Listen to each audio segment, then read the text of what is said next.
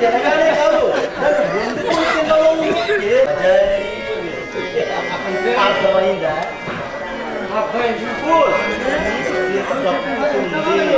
ఓకేనా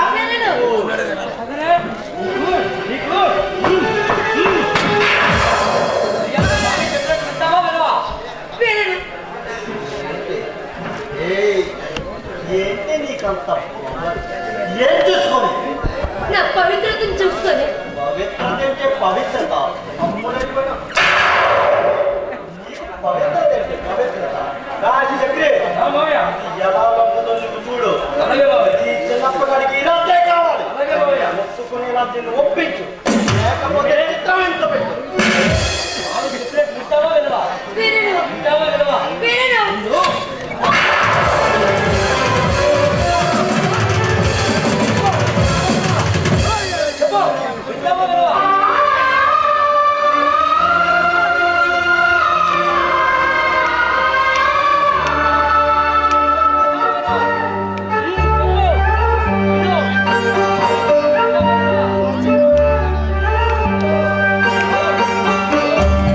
ఎన్నెన్ని కలలు కన్నాయి కన్నె కళ్ళు అన్ని కళ్ళలై ఇచ్చాయి కన్నీరు అయ్యో పాపం ఇదే శాపం నీ ఆశలను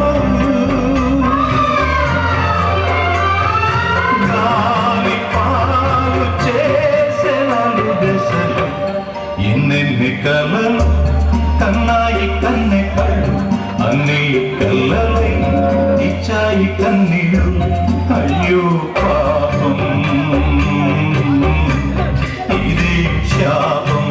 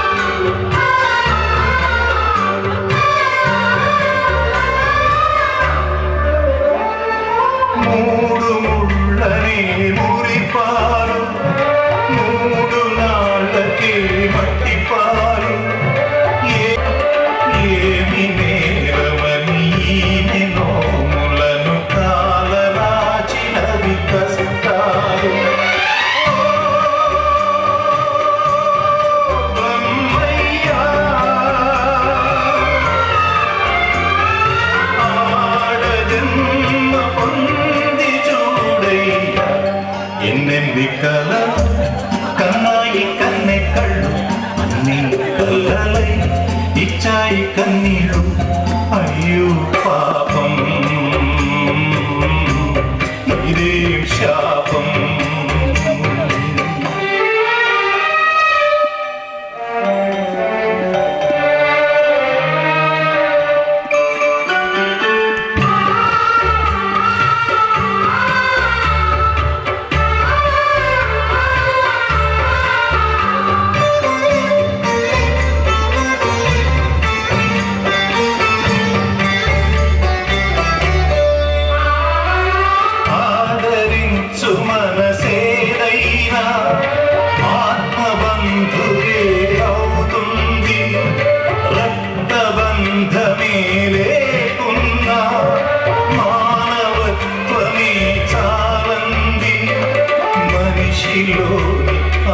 మంచితనమే నేల తల్లిని నిలిపింది చిట్టి తల్లి నేడు నీకిదే పునర్జన్మ ఎన్నెన్ని కలలు కన్నాయి కన్నె కళ్ళు అన్ని కళ్ళలై ఇచ్చాయి కన్నీళ్ళు అయ్యో పాపం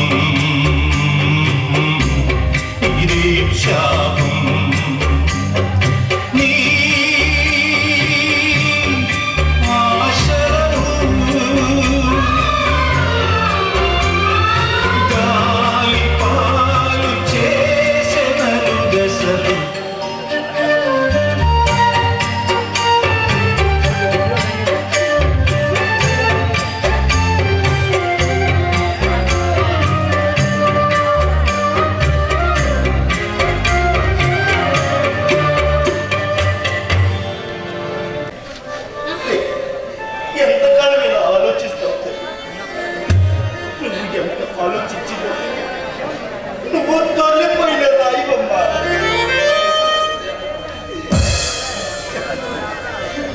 నీకు నిజం చెప్పను,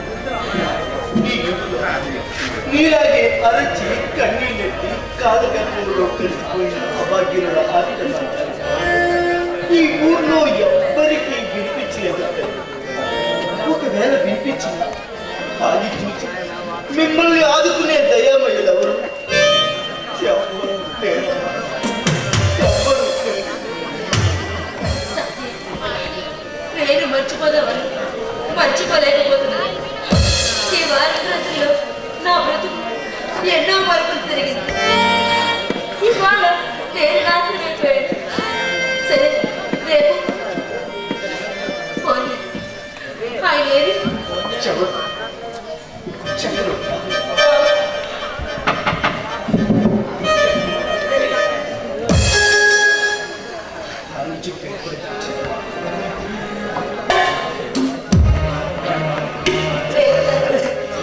నేను ఆయన మర్చిపోలేదు. ఆయన నాకు ద్రోహం చేసిన నేను ఆయన ద్రోహం చేయలేదు. నిజం మీద నీకు చాలా చాలకూడదు కాబట్టి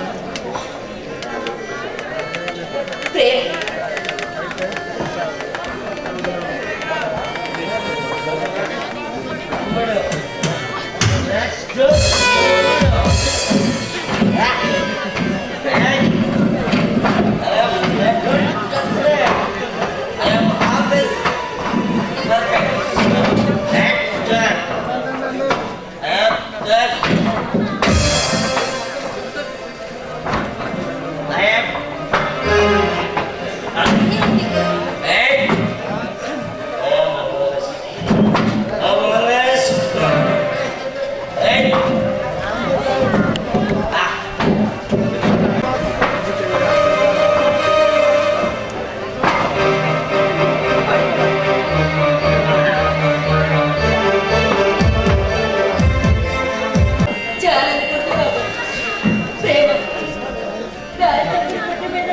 తల్లి చూపించాల్సిన ప్రేమ తల్లి తాను వర్తించుకుంటూ ఇతరుల తరపు కోసం బ్రతుకుతున్న ఈ విధం నాకు కరుణ.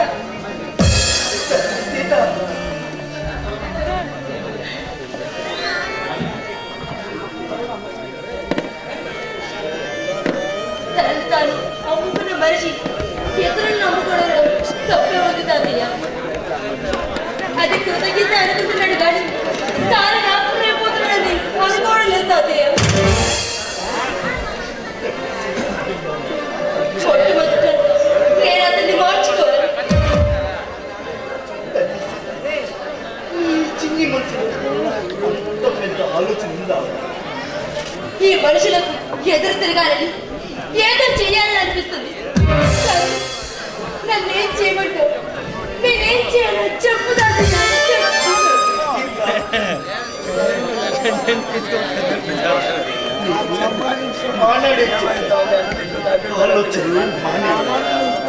తెలియక దిగిన ఈ ఊపులోకి ఇంకా తెలియని ఆడవాళ్ళని ఈ మురికి కోపంలోకి తెచ్చకుండా ఉండాలంటే నేను జారిపోయాను, దిగజారిపోయాను తాతయ్య. నిన్ను ఈ స్థితికి తీసుకొచ్చి ఏమిగా నిన్ను ఏమిగా మిగులుతాడు చెయ్యాలి. పతనమై పతితైన సీత ఈ సీత తాతయ్య.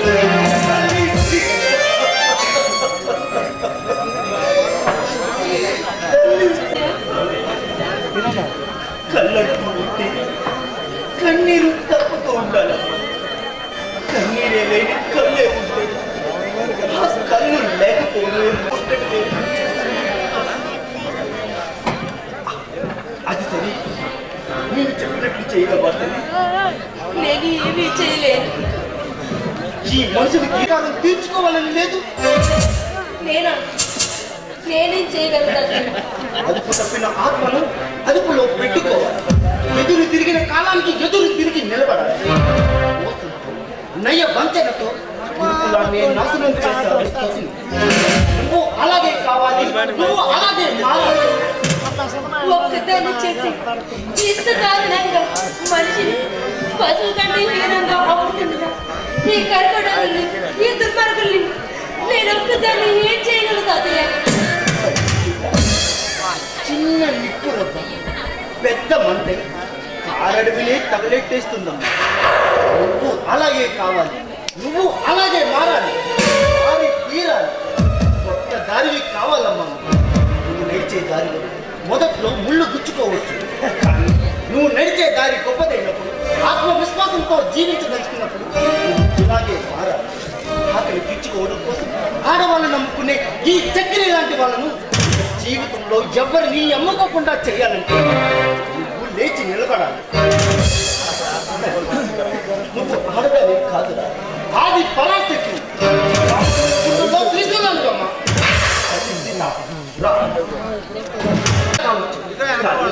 నువ్వు ఆ శిఖరం ఎక్కిన తర్వాత ఆ శిఖరం ఉంటుందని మర్చిపో. నేను వెళ్ళొస్తాను,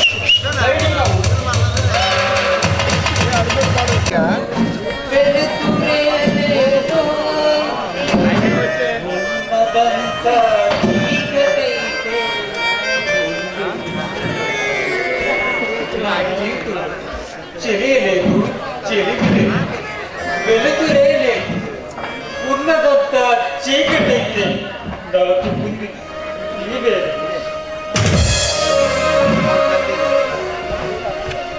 ఆ దేవుడు చాలా గట్టై మనం ప్రేమించిన వారు, మనల్ని ప్రేమించిన వారిని మన నుంచి దూరం చేసి మనకు కన్నీటిని గురించి మనలో ఒక ఆట బొమ్మను చేసి నా ప్రియుని దూరం చేసిన దేవుడు ఇంకా ఎందుకు ఈ భూమి మీద ఉంచాడు?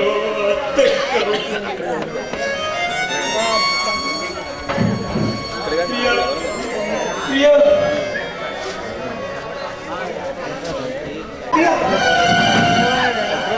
ప్రియా ఎవరు ప్రియా? నా పేరు ప్రియ కాదు. అయినా ప్రియా ఎవరు? నువ్వు నేను తేడా తెలియదనుకున్నావు.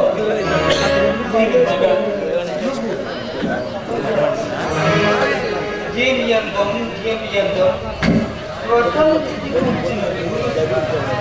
దారి తప్పి సాపో సాపు లేక మహామౌళి తపస్సు పట్నం చేయడానికి సరసవా మీ పేరేంటి? ఆనంద్. మీరేం చేస్తుంటారు? నా జీవితంలో లేని ఆనందాన్ని కొనుక్కుంటూ నీలాంటి ఆడది ఎదుటి వాడికి మధ్యలో ఏదో తెలియని కోటి దీని అలా అలా నాట్యం చేస్తూ నీ పేరు సీత కదా? నీలాంటి సీతల కోసమే రాములు యుద్ధాలు చేశారు. రాముడు ఆ యుద్ధాల్లో ఓడిపోయి సీత ఈ చరిత్రలో వీరులైన మహానుభావుడు.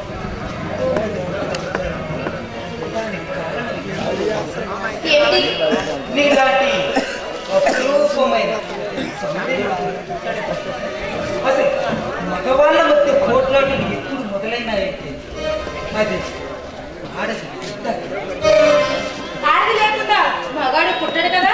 మగాడు లేకుండా ఆడది తల్లి కాలేదు కదా? పోయిన కూడా కాదేమో కదా? చిచ్చి చిచ్చి చిచ్చి ఈ కొంపలో ఇలాంటి నిజాలు ఎందుకని? ఆనందం అనుభవించే వాళ్ళు ఆనందం అనుభవించలేరు. స్త్రీ మగవాడి నరం జివ్వుమని మత్తెక్కించి ఆ ఆనందలోకాల్లో గుర్తు చేసి ఒక వృక్షం. ఇంకా చెప్పాలంటే స్త్రీ ఆనందాన్నే ఇచ్చిన ఆనందం. సీత, నీకు కథ చెప్పమంటావా? చెప్పండి. చెప్తా, చాలా శ్రద్ధగా విను. మొదట దేవుడు సృష్టిని సృష్టించి విశ్రాంతి తీసుకున్నాడు. సృష్టి కూడా విశ్రాంతి తీసుకున్నాడు. ఆ తర్వాత దేవుడు దాన్ని సృష్టించాడు.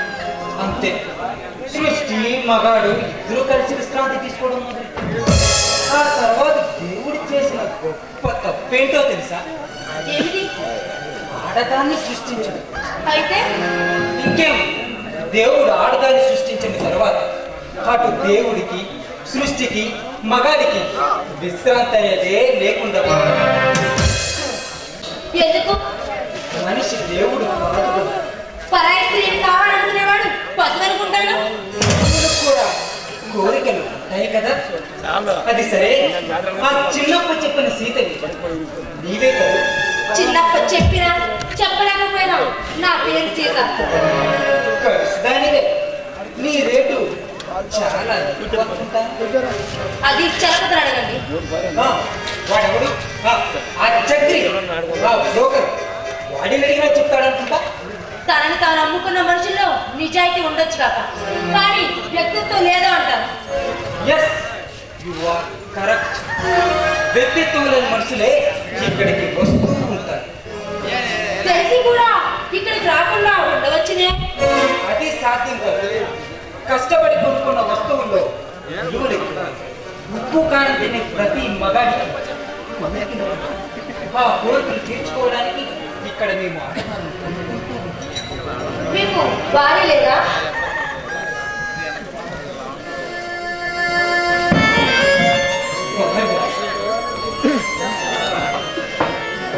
నువ్వు సూపర్ బాస్. సీత లేదా తాగడంలో ఏదో ఆనందం ఉంటుంది. అలాంటి వాళ్ళు వాళ్ళంతా దాన్ని ఎందుకు అమృతంలా తీసుకుంటారు? ఇలా ఎంతకాలం తాగుతారు? చెరిపినా చెరిగిపోని నా గతం నా జీవితంలో ఒక దేవతలా ఉంది. చెప్పండి, ఆవిడకి ఏం జరిగింది? ఇన్నాళ్ళు నా గుండెలో దాచుకున్న ఆ చేదు సంఘటన మీకు తప్పుతున్నాను. ఎందుకు వచ్చాను? నిన్నే ఎందుకు? ఈ ఫోటో నీదే, కానీ ఈ ఫోటోలో ఉన్నది మాత్రం నువ్వు కాదు. నువ్వు వచ్చి గుద్దినట్టు నా భార్య పోలికలతో ఇది నమ్మసక్యం కనిపిస్తుంది అనిపించిన 100% నిజం. ఇది నా పెళ్లిలో తీయించుకున్నా, నా ప్రియాన్ని తీయించుకున్నా. నా ప్రియాన్ని ఒకరినొకరు ఇష్టపడి 3 గుళ్ళ బంధువులతో 7 అడుగులు వేసి కోటి కళలు తీరాలు చేరాలని ఆనందంగా సాఫీగా సాగుతున్న వారి జీవితం ఊహించిన ఒక విషాద సంఘటన నా నుంచి శాశ్వతంగా నా ప్రియను దూరం చేసింది. సరే,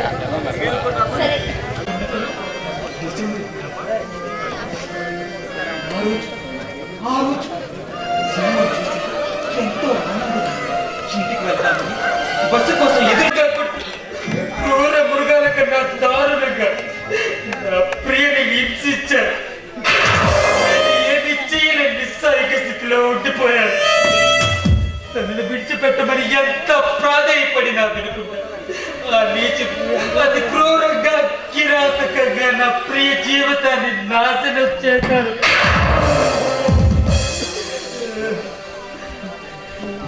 నా ప్రియ జీవితాన్ని నాశనం చేసిన నీచుడు జైల్లో పెట్టిన పశ్చాత్తాపం అనేది లేకుండా అర్ధరాత్రి ఆడదానికి రోడ్డు మీద ఏం పని? రోడ్డు మీద మిఠాయి దొరికితే కుక్క తినకుండా పుట్టింది. అర్ధరాత్రి ఏ ఆడది రోడ్డు మీద కనిపించినా అత్యాచారం చేస్తాం అని ఆడవాళ్ళ గురించి అతి నీచంగా మాట్లాడుతున్న ఆ నీచుల్ని మన ప్రభుత్వం చట్టం న్యాయం ధర్మం అని కుక్కల మేపులట్టు జైల్లో మేపుతుంది. ఒక మనిషి సాధారణంగా 45 ఏళ్ళ వరకు బాధను భరిస్తారు. ఒక స్త్రీ ప్రసవ సమయం ఇంతకంటే ఎక్కువగా 57 డేస్ ఒకేసారి 20 జముకులు దిగినప్పుడు ఎంత బాధలు భరిస్తుందో, ఇంత దూరంగా అత్యాచారాలు చేస్తున్నారు. మన దేశాన్ని ఆక్రమించిన తెలంగాణ కొడుకుని అంతలో వాక్యమై ఈ లోకంలో ఉన్న